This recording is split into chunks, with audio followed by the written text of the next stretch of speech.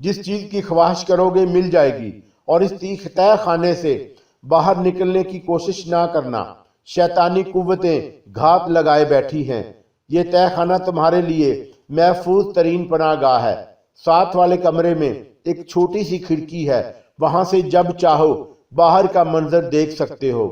تم دونوں بہادر انسان ہو، تم ایک بہت بڑا کارنامہ سر انجام دینے جا رہے ہو۔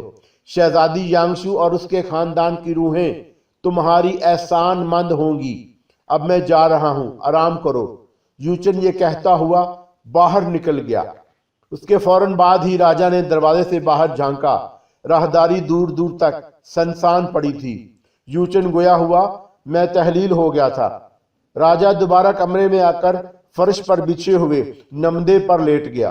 اتنا تھکا دینے والا سفر کرنے کے باوجود ان کے چہروں پر نہ تو تھکن کے آثار تھے اور نہ ہی آنکھوں میں نیند۔ رات کا آخری پہر بیت رہا تھا۔ وہ دونوں نمدے پر لیٹے اس صورتحال پر تبصرہ کرتا رہے۔ پھر پروفیسر وقار اٹھ کر دوسرے کمرے میں چلا گیا۔ دائیں طرف کی دیوار میں ایک مربع فٹ کے قریب ایک چھوٹی سی کھڑکی سی، جہاں سے مدھم سا اجالا اندر پہنچ رہا تھا، جو اس بات کا غماز تھی کہ صبح ہو رہی ہے۔ پوٹالا محل کشادہ راہداریاں سناٹے میں ڈوبی ہوئی تھیں۔ کہیں کہیں جلی ہوئی مشلوں کی ڈرستی ہوئی روشنی ماحول میں بڑا پرسرار تاثر پیدا کر رہی تھی۔ اگرچہ نصف رات بیت چکی تھی، لیکن پوٹالا محل کے بعد حصوں میں اس وقت بھی زندگی کے آثار موجود تھے۔ یوچن کے پیچھے چلتے ہوئے دونوں ہر آہٹ پر چونک جاتے۔ دلوں پر عجیب سا خوف طاری تھا۔ انہیں پوری طرح احساس تھا کہ اگر انہیں دیکھ لیا گیا تو دنیا ان کے انجام سے آگاہ نہیں ہو سکے گی، لیکن انہیں یہ اطمینان بھی تھا کہ یوچن کی وجہ سے وہ کسی خطرے سے دو چار نہیں ہوں گے۔ وہ کئی راہداریاں گزرتے ہوئے ایک بڑے ہال میں داخل ہوئے، جو شاید محل کے آخری حصے میں واقع تھا۔ اس عمارت کو دیکھ کر یہ اندازہ لگانا زیادہ مشکل نہیں تھا کہ یہ وسیع و عریض عمارت کسی پہاڑ کو کاٹ کر بنائی گئی ہے۔ بالآخر وہ ایک بہت بڑے محرابی دروازے کے سامنے رک گئے۔ آبنوس کی لکڑی کے دروازے پر بنے ہوئے نقش و نگار بھی فن نقاشی کا بہترین نمونہ تھے۔ یہ دروازہ صدیوں سے بند پڑا ہے، اسے آج تک دنیا کی کوئی طاقت نہیں کھول سکی، لیکن اب یہ کھلے گا۔ جو تمہیں عمل بتانے والا ہوں، اس دروازے کی طرف منہ کر کے تم صرف 3 مرتبہ پڑھو گے۔ چوتھی مرتبہ ایک لفظ بھی تمہاری زبان پر نہیں آنا چاہیے۔ یوچن نے پروفیسر وقار کو مخاطب کرتے ہوئے سمجھایا۔ عمل زیادہ مشکل نہیں تھا۔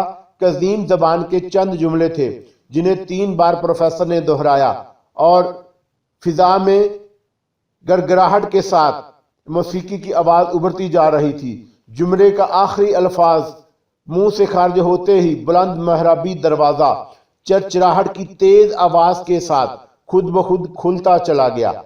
چرچراہٹ کی آواز نے ماحول اور بھی پرسرار بنا دیا تھا۔ اس کے چند سیکنڈ بعد ہی ہال کی طرف سے کھڑاؤں کی آواز بازگشت سے کرنے لگی۔ کسی قریبی کمرے میں موجود کوئی لاما دروازے کی چرچراہٹ کی آواز سن کر یہاں کسی کی موجودگی سے آگاہ ہو گیا تھا۔ اب شاید تحقیق کے لیے اسی طرف آ رہا تھا۔ جلدی سے اندر چلے جاؤ، یہاں تمہاری موجودگی کا راز فاش ہو جائے گا، یوچن نے کہا۔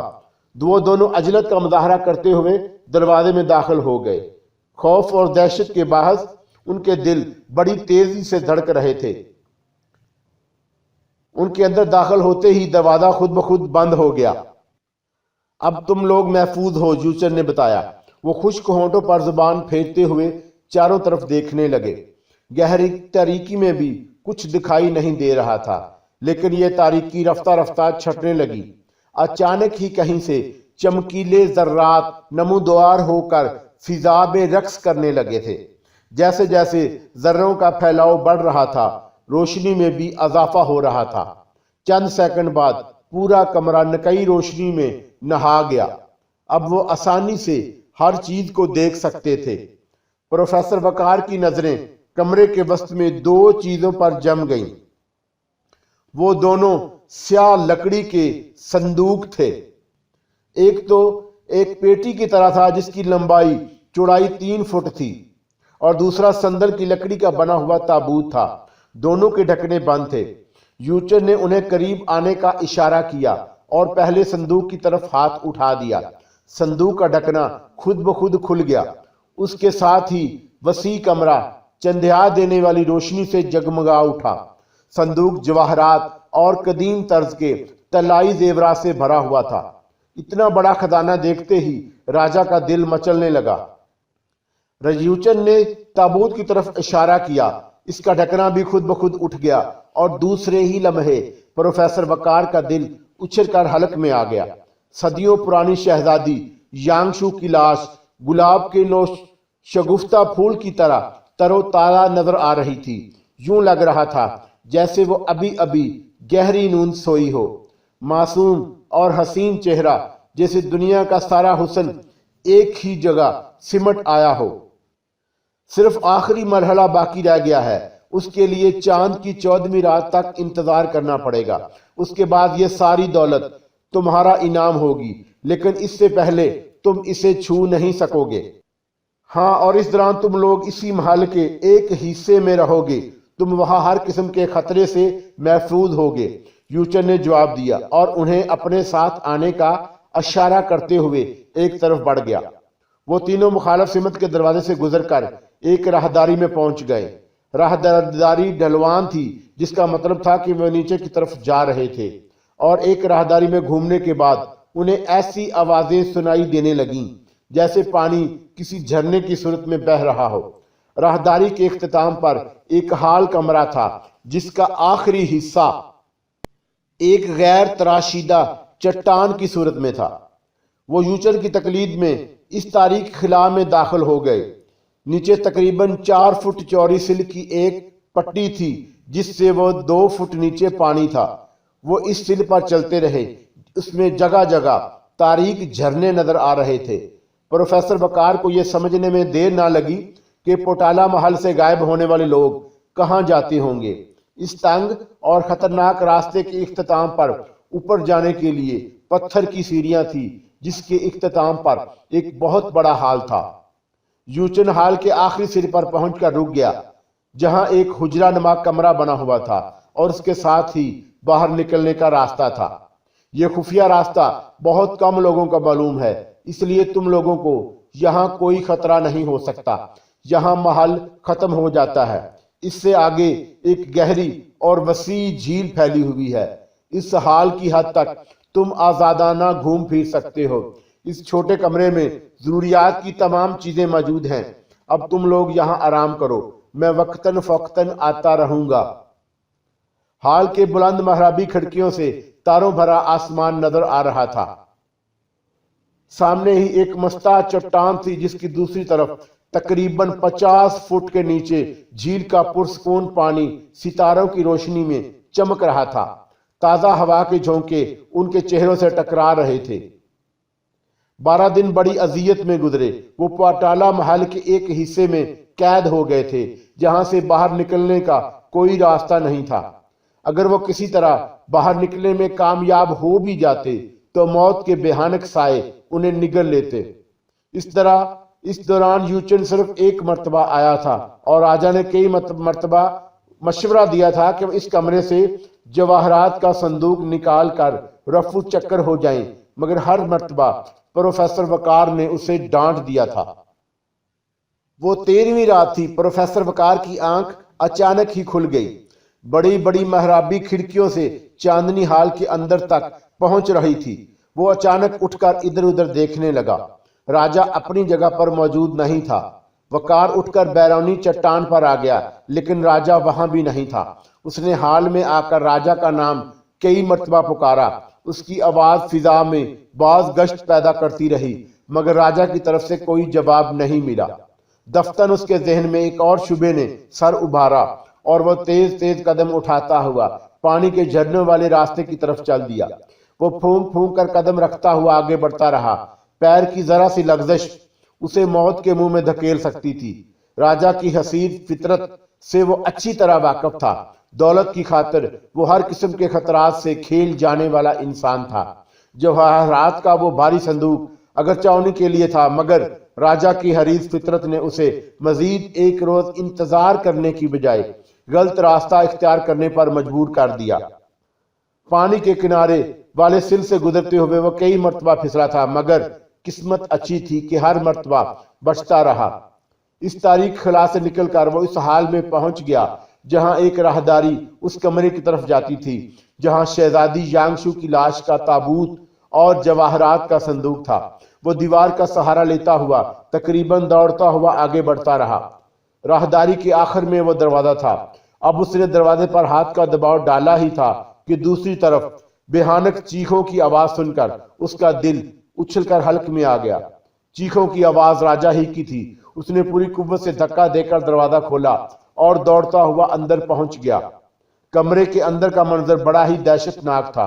چمکیلے ذرات جواہرات کے صندوق کے عین اوپر رقص کر رہے تھے اور راجہ صندوق کے قریب فرش پر پڑا اس طرح لوٹ پوٹ رہا تھا جیسے کسی نادیدہ قوت سے زور آزمائی کر رہا ہو۔ اس کے دونوں ہاتھ اپنے گلے پر تھے۔ وہ آہستہ آہستہ اوپر اٹھنے لگا۔ منہ سے ہلکی ہلکی گراہٹیں خارج ہو رہی تھی۔ پھر اچانک ہی اس کے منہ سے گھٹی گھٹی سی بھیانک چیخ نکلی اور وہ لہراتا ہوا صندوق کے اوپر گر گیا۔ پروفیسر وقار دوڑ کر قریب پہنچ گیا۔ راجہ کا جسم بے حس و حرکت ہو چکا تھا۔ چہرے کے نقوش بگڑ کر انتہائی بھیانک ہو گئے تھے۔ آنکھیں باہر کو ابلی ہوئی تھی اور منہ پوری طرح کھلا ہوا تھا۔ پروفیسر وقار آگے بڑھ کر اسے چھوڑنا ہی چاہتا تھا کہ یوچن کی اچانک سے کہیں سے نمودار ہو کر اس کے راستے میں حائل ہو گیا۔ میں نے پہلے ہی کہا تھا کہ ایسی کوئی کوشش نقصان دہ ثابت ہو سکتی ہے۔ تمہارا یہ دوست انتہائی حریص اور بد دیانت ثابت ہوا۔ اس نے وقت سے پہلے خزانہ حاصل کرنا چاہا مگر اپنے انجام کو پہنچ گیا۔ شہزادی کے محافظ روحیں اس خزانے کی حفاظت کر رہی تھیں جنہوں نے اسے ختم کر دیا۔ مجھے تمہارے دوست کی موت پر افسوس ہے لیکن تم جانتے ہو قصور اس کا تھا، یوچن نے کہا اور اسے واپس چلنے کا اشارہ کیا۔ پروفیسر وقار کسی معمول کی طرح اس کے پیچھے چلتا ہوا محل کے اس حصے میں پہنچ گیا جو ان کے لیے قید خانہ بنی ہوئی تھی۔ یوچن اسے وہاں چھوڑتے ہی غائب ہو گیا۔ پروفیسر وقار بیرونی چٹان پر آ کر بیٹھ گیا۔ راجہ کی موت نے اسے شدید صدمہ پہنچایا تھا۔ اس کا ذہن محوف ہو چکا تھا۔ رات آنسو بہاتے ہوئے بیت گئی۔ دن کا بیشتر حصہ بھی روتے ہوئے گزرا۔ وہ بیرونی چٹان پر بیٹھا جھیل کے نیلگوں پانی کو گھورتا رہا۔ اس نے کچھ کھایا پیا بھی نہیں تھا۔ آنکھوں کے سامنے راجہ کا چہرہ گھوم رہا تھا۔ نصف شب کے قریب یوچن پہنچ گیا اور پروفیسر وقار خاموشی سے اس کے ساتھ چل دیا۔ راجہ کی لاش اس کمرے سے غائب تھی۔ اسے یہ سمجھنے میں دیر نہ لگی کہ راجہ کی لاش بھی پانی کے جھرنوں والے تاریک خلا نکل گئی ہوگی۔ یوچن نے بتایا کہ شہزادی کے پیروں کی طرف سے کھڑے ہو کر وہی عمل 3 مرتبہ دہرانا تھا۔ اس کے بعد شہزادی کی روح کو اس عذاب سے نجات مل جائے گی۔ کمرہ چمکیلے ذرات کی نقرئی روشنی سے بھرا ہوا تھا۔ پروفیسر وقار نے جب وہ عمل شروع کیا تو یوچن بھی کمرے سے غائب ہو چکا تھا۔ پروفیسر وقار کی نظریں شہزادی یانگشو کے چہرے پر جمی ہوئی تھی اور زبان اس عمل کا ورد کر رہی تھی۔ 5ویں مرتبہ عمل ختم ہوتے ہی اسے یوں لگا جیسے شہزادی کے جسم میں جان پڑ گئی ہو۔ سینے کا ہلکا سا زیر و بم صاف محسوس ہو رہا تھا۔ 6 مرتبہ کے آخر میں اس کے پیوٹوں میں خفیف سی حرکت کا احساس ہونے لگا اور 7ویں مرتبہ عمل دہراتے ہوئے اس کے ہونٹوں سے جیسے ہی آخری لفظ آزاد ہوا شہزادی کی آنکھیں کھل گئیں۔ ہونٹوں پر وہی دل فریب مسکراہٹ آ گئی جسی وہ مستون کے کھنڈرات میں دیکھ چکا تھا۔ شہزادی نے اسی طرح انگڑائی لی جیسے وہ گہری نیند سے بیدار ہوئی ہو اور پھر وہ آہستہ آہستہ سے اٹھتی ہوئی تابوت سے باہر نکل گئی۔ پروفیسر وقار ایک عجیب سا سحر طاری ہو چکا تھا۔ تنفس بے ربط ہو جا رہا تھا اور وہ پلک جھپکے بغیر شہزادی یانگشو کو دیکھے جا رہا تھا۔ شکریہ میرے محسن، پروفیسر وقار کو یوں محسوس ہوا جیسے چاندنی کی گھنٹیاں بج اٹھی ہوں۔ شہزادی بات جاری رکھتے ہوئے کہہ رہی تھی، میں صدیوں سے اس عذاب میں مبتلا تھی۔ تم نے اپنی جان پر کھیل کر مجھے اس سے نجات دلائی۔ میں یہ تمہارا یہ احسان عظیم کبھی نہ بھول سکوں گی۔ اپنے دوست کی موت پر میری طرف سے دلی تعزیت قبول کرو۔ پروفیسر وقار کا دل اس تیزی سے دھڑک رہا تھا جیسے پسلیوں کا پنجر توڑ کر باہر نکل آئے گا۔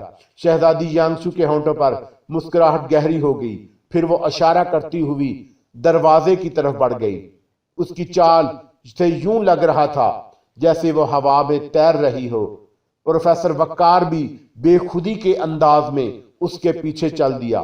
چمکیلے ذرات انہیں راستہ دکھا رہے تھے اور وہ فضا گنگنا رہی تھی۔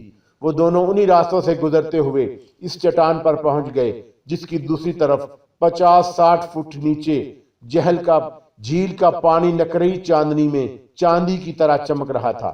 پورے چاند کی روشنی نے فضا پر ایک عجیب سا سحر طاری کر رہا تھا۔ وہاں پہنچنے پر پروفیسر وقار کی نظریں دائیں طرف اٹھ گئیں۔ چٹان کے کنارے پر یوچن کھڑا تھا اور اس کے قریب ہی جواہرات سے بھرا ہوا وہ صندوق بھی موجود تھا جس کے لیے راجہ اپنی جان سے ہاتھ دھو بیٹھا تھا۔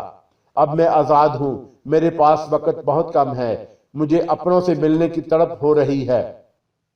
مجھے افسوس ہے میرے محسن کہ میں زیادہ دیر تمہارے پاس نہیں رک سکتی۔ مجھے میرے بزرگوں کی نیک روحیں پکار رہی ہیں۔ میری طرف سے ایک بار پھر شکریہ اور یہ تحفہ قبول کرو میرے محسن عظیم۔ شہزادی یانگشو نے صندوق کی طرف اشارہ کیا۔ نہیں نہیں شہزادی، تم مجھے چھوڑ کر نہیں جا سکتی۔ راجہ نہیں ہارا، میں تمہارے ساتھ جاؤں گا، مجھے ساتھ لے لو شہزادی، پروفیسر وقار سحرزدہ سے لہجے میں بولا۔ شہزادی یانگشو الٹے قدموں پیچھے ہٹتی ہوئی چٹان کے کنارے پر پہنچ گئی۔ اس نے مسکرا کر الوداعی انداز میں ہاتھ ہلایا اور آہستہ آہستہ فضا میں بلند ہونے لگی۔ پروفیسر وقار چند لمحے دہشت زدہ نظروں سے فضا میں بلند ہوتی ہوئی شہزادی یانگشو کی طرف دیکھتا رہا اور پھر چیختا ہوا اس کی طرف دوڑا۔ نہیں، میں تمہارے ساتھ جاؤں گا۔ چٹان کے آخری سر پر پہنچ کر وہ فضا میں اچھلا اور کسی پرندے کی طرح ہوا میں تیرتا ہوا 50 فٹ نیچے جھیل کے پانی میں گرا اور تہہ میں بیٹھتا چلا گیا۔ اس کے ساتھ ہی پانی کا ایک اور چھپاکا بھی ہوا اور وہ جواہرات سے بھرے ہوئے اور صندوق کے گرنے کی آواز تھی جو شہزادی نے انعام کے طور پر اسے تحفے میں پیش کیا تھا۔